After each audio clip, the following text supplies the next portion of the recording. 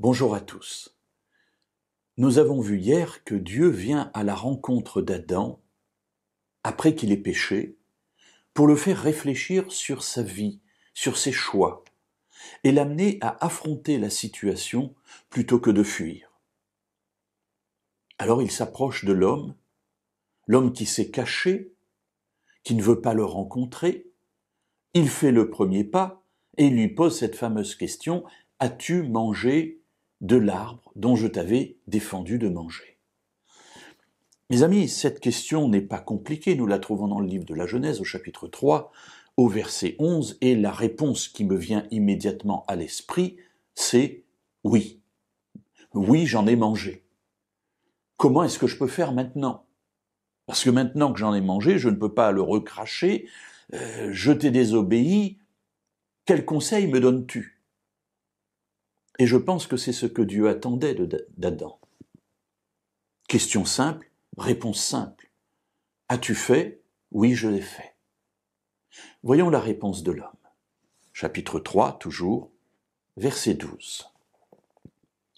L'homme répondit : « C'est la femme que tu as mise auprès de moi qui m'a donné de l'arbre et j'en ai mangé. » Alors, je suis un peu perplexe, parce qu'en écoutant cette réponse de l'homme, je me dis, mais c'est pas la question que Dieu lui a posée. Alors vous me direz, il peut répondre, oui, mais c'est ma réponse, sans doute. Mais la question c'est, est-ce que tu en as mangé ? Et la réponse c'est, oui, j'en ai mangé. Dieu ne lui a pas demandé qu'est-ce qui s'est passé, par quel processus en as-tu mangé. Il lui demande, est-ce que tu as mangé ? Et l'homme va répondre, c'est elle, c'est la femme. Alors ça n'est pas très glorieux. Et c'est vrai que parfois, nous, en tant qu'hommes, nous ne sommes pas très glorieux dans ce genre de situation. Et nous préférons souvent prendre des voies de traverse. Ici, il dit c'est la femme. Ça n'est pas moi, c'est pas de ma faute, c'est elle. Et puis il va plus loin. Il dit c'est la femme que tu as mise auprès de moi. C'est-à-dire que finalement, si on y réfléchit bien, eh bien c'est toi le fautif. Si tu n'avais pas mis cette femme, je n'aurais pas péché. Et mes amis, il me semble que c'est lui qui a croqué dedans. C'est lui qui a mangé. Et pour autant, il dit, ça n'est pas moi, c'est elle, et puis ça n'est pas elle, c'est toi. Toi, Dieu. Toi, mon Créateur. Toi, celui qui nous a placés dans cet écrin extraordinaire du Jardin d'Éden. Toi qui nous es favorable. C'est de ta faute si je suis tombé. C'est de ta faute si j'ai péché. Mes amis, je ne vais pas développer davantage.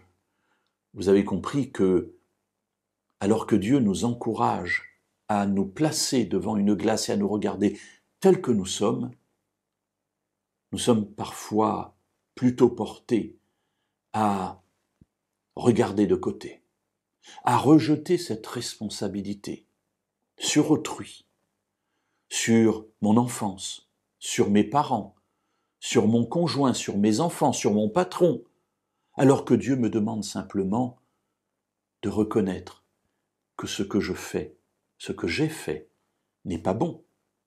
Lui a la solution. Il n'est pas là pour le souligner afin de nous faire du mal, mais il est là pour que nous l'acceptions et qu'ainsi nous puissions nous tourner vers lui pour recevoir de sa part le pardon et la restauration.